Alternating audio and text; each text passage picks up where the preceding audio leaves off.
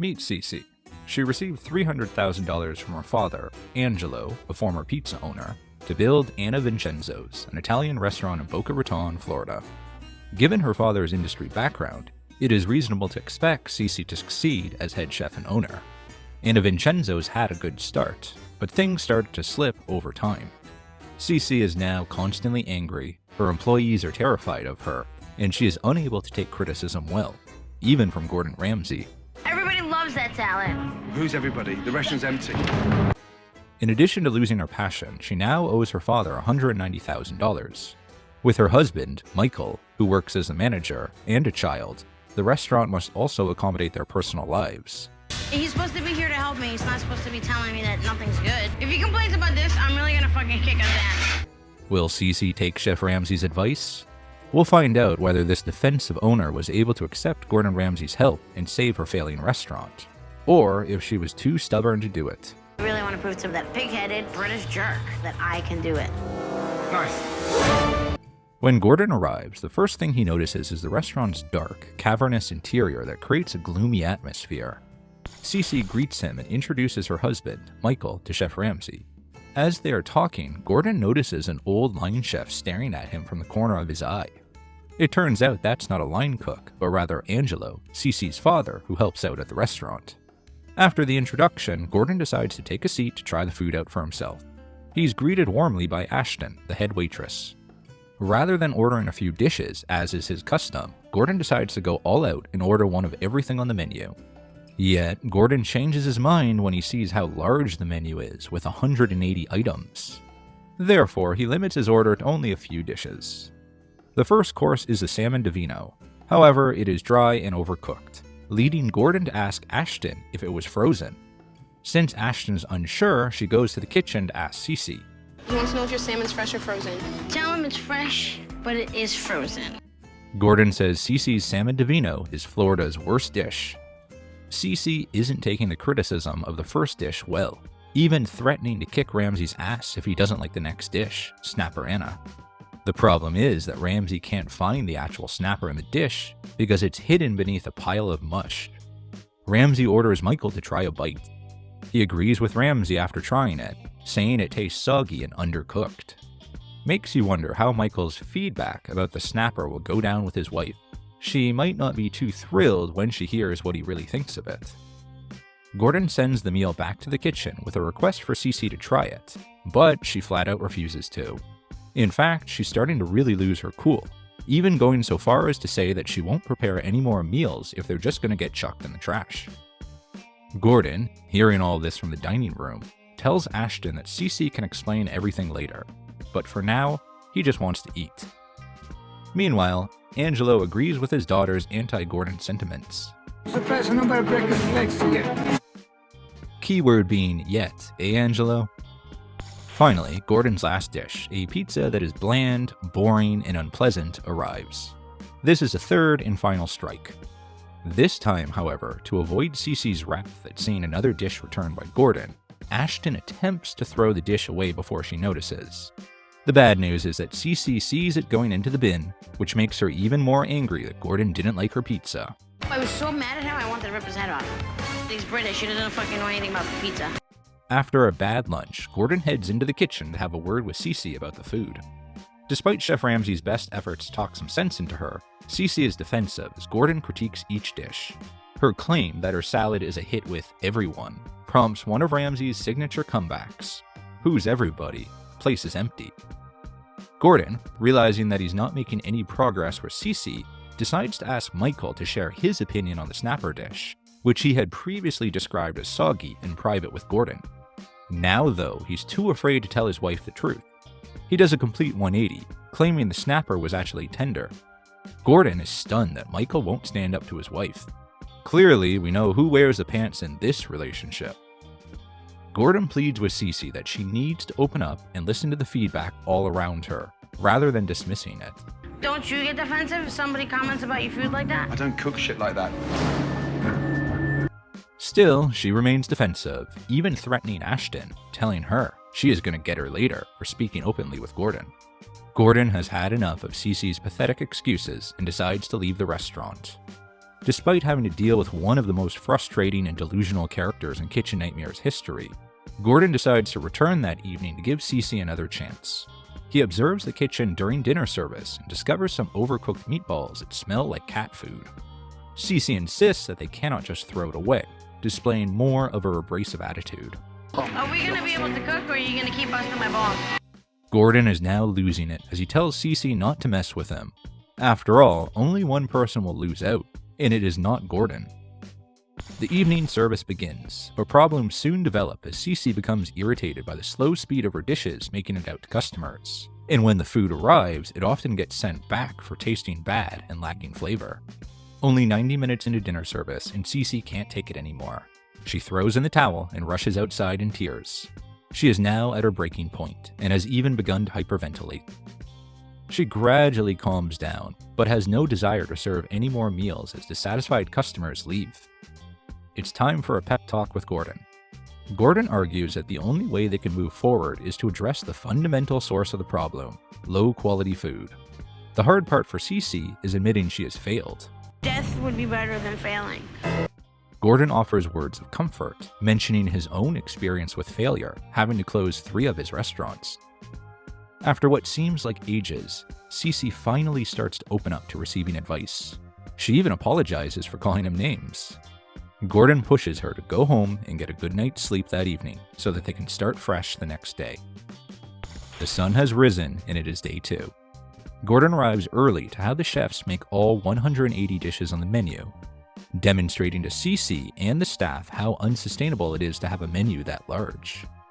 Gordon arranges all of the menu items so that when the employees get there later that day, they can see just how big their menu is. Upon arrival, everyone, including Cece, are astounded to see how extensive the menu is when fully displayed. Next up, Gordon needs to convince Cece to ditch the frozen foods and move towards a freshly made, family-style Italian menu.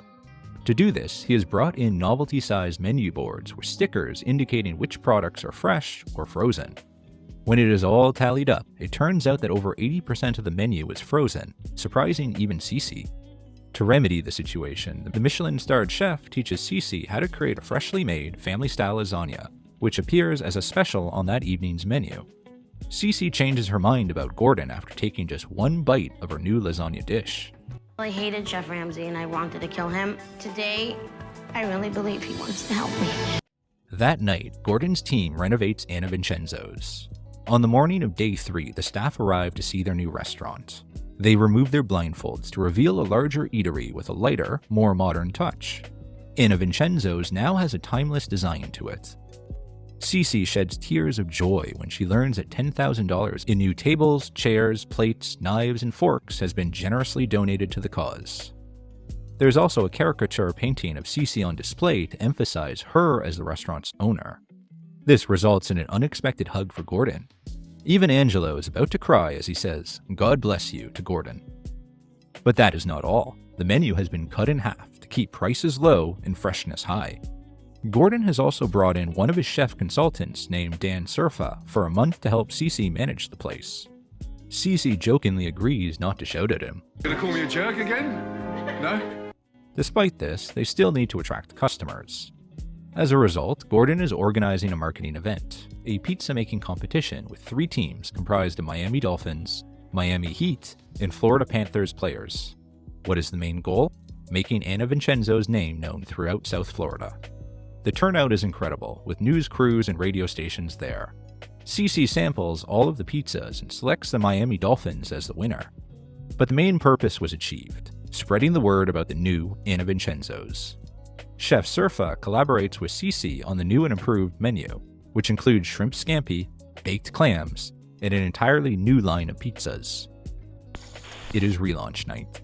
There are plenty of nerves among the crew, but orders are being fulfilled promptly, with delighted customers in a fantastic mood.